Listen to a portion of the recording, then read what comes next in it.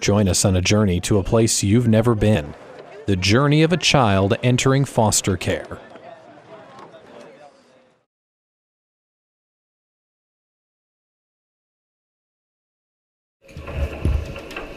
Okay, could you put them together? They're on the way, but keep it on the line until we get there. Okay, is your front door open? Oh, no. Can you go and lock it, come back to the phone for the officers come in? That's it. Okay.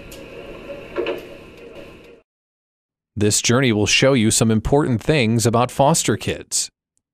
These kids are victims, not criminals.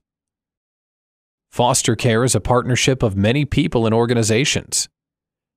Kids do better when they have stability. Kids without permanence do not do well. Doing the right thing for kids saves money for taxpayers. When the Wisconsin Department of Children and Families came to us and said, help us find 1,000 new families, we just said, wow, this is daunting. And we know we're going to have to do it over and over again in our state. There are over 6,500 children across the state in foster care. And every 2 hours, a new child comes into foster care. And why are we seeing the demand for foster care increasing? Well, what happens today is that, you know, we have an economy that's not so good, and as families are getting fractured and stressed, sometimes there is more abuse and neglect that happens, unfortunately. But something is also happening with our roles of wonderful foster families. It's changing. We have foster families that historically, they fostered for 20, 30, 40 years, some of them, and they're kind of getting into retirement age. And so we're losing rapidly over the next few years that group of foster families. At the same time, we're finding that families that are coming into foster care tend to stay for shorter periods of time. They have more life changes, job changes, moves in their lives, and so we know that we have an ongoing need to find a lot of foster families. I'm adopted myself, and I have several members of my family that are adopted. So I understand what adoption is all about. I understand what children go through. So you're going to have to be a child for the day, and you're going to have to put yourself in situations that you would, you know, as an adult would say, oh, no, no, no. But you have to think through the eyes of a child. Just what that child was saying on that 911 call. We have to think about what they are going through because we want to do the best for them. And that's really what this day is all about. You know, how does that child feel? What is that child going through? So hopefully today, by the time we're done with the bus tour, you're going to sit back and go, okay, I've been reminded. Even myself, when I go through these bus tours, I'm reminded myself because I get busy with what I do. And I don't want to get that busy where I can't remember that, you know what, there are children out there that don't have forever families. I think it's critical that people understand what these children are going through. We also need to make the investment with these children. We need to make sure that they're able to have the tools that they need, and that's what you supply them. This journey happens on a school bus, like the ones your kids ride to school every day. There are lots of statistics about foster care and foster kids, but we want to show you how it feels. There's lots of nervous waiting. There's lots of hurrying to get all your important stuff. So I want you to just think about getting up this morning and getting ready to come today. I want you to think about who are all the people you were around this morning. Your house, possibly your dogs, your kids, your other family members. So think about that a minute. What would you be thinking if this morning someone in authority showed up and said, you know what, this family, this is not good. You're not in a safe situation and it's time to move. It's time to go. There are many stops along this journey. Here are some of them. police detective, abuse investigator. During school time, so it could be anybody who could call. We even may get a call from a neighbor that says, I've seen this and it just doesn't seem right. Can you guys help us? And they'll either call us or they'll call social services. And again, then we'll jump in together. If there's, let's say, something happened in the town of Waukesha, which would be my jurisdiction, and then something happened in the city of Waukesha, I'm going to call the city of Waukesha, and we'll have one of their detectives come with us as well. So again, we're going to work as a team, so the child gets interviewed once, and we'll work with the family and interview them once as well. So we're not putting somebody through 14 different things. We agree that we call each other, and that doesn't always happen, and that's the difficulty when that happens. If a child is interviewed and we have to re-interview, that also multiple interviews sometimes taint the interview. People maybe aren't skilled in interviewing, so that's why we like to also use the care center. There are lots of strangers you have to talk to. Caring professionals do their best to make you comfortable on this journey. That's not easy to do. Many of them are scared and worried, and so we reassure them. We tell them it's not their fault. They may have been pulled out of a house in the middle of the night where the police were involved, and they may be scared. They may be worried about the safety of their parents. We're really looking for a family that's going to commit to a child, to help a child heal, to help a child grow, help a child get self-esteem. So they're a family it's somebody that's very focused on helping kids, that they get such a good feeling from helping kids. So they can be single, they can be married, they can be straight, they can be LGBT families, they can have kids already in their home, they can be empty nesters. It's a fairly interesting experience, something that is hard to describe.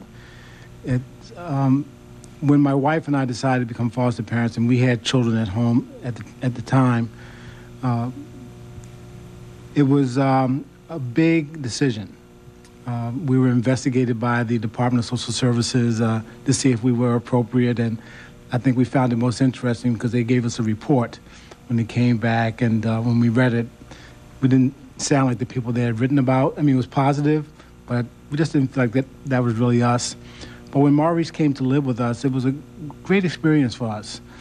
The hard part about it is when he moved out, because we thought of him like one of us, one of the family. And we still today stay in contact with him.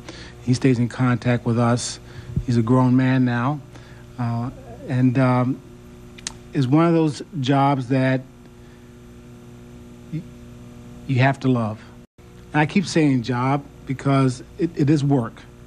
And it requires you to open up your heart and your home and your family to someone that you may know for a short period of time or someone that you may know for a long period of time. It depends on what happens with that child and that child's family.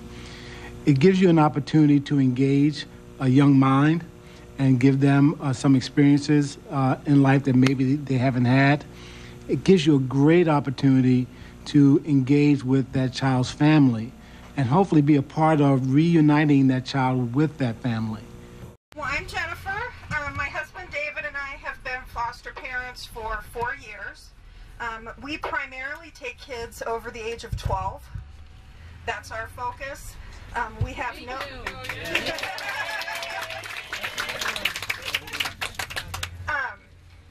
We have no homemade children of our own. We own his younger brother Marcelo, who will be 13 at the end of May. He's lived with us since he was 9. We're very excited, and it was a complete surprise that we were going to do this because we had intended just to be foster parents, and we like that. We like helping kids realize their potential, learn to advocate for themselves, teaching them life skills. What else do we do? Love them. We love and nurture them. We don't give them hugs and kisses. We're too busy trying to teach them how to, do their own laundry, wash clothes. Thank you. But one thing to consider, because I do a lot of reading, a lot of research.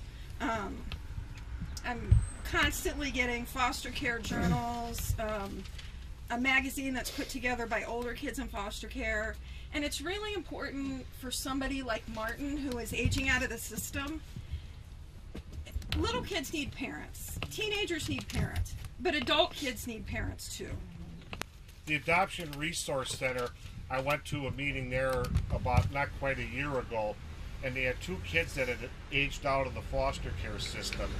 And the one, it really kind of broke my heart because this kid went to college.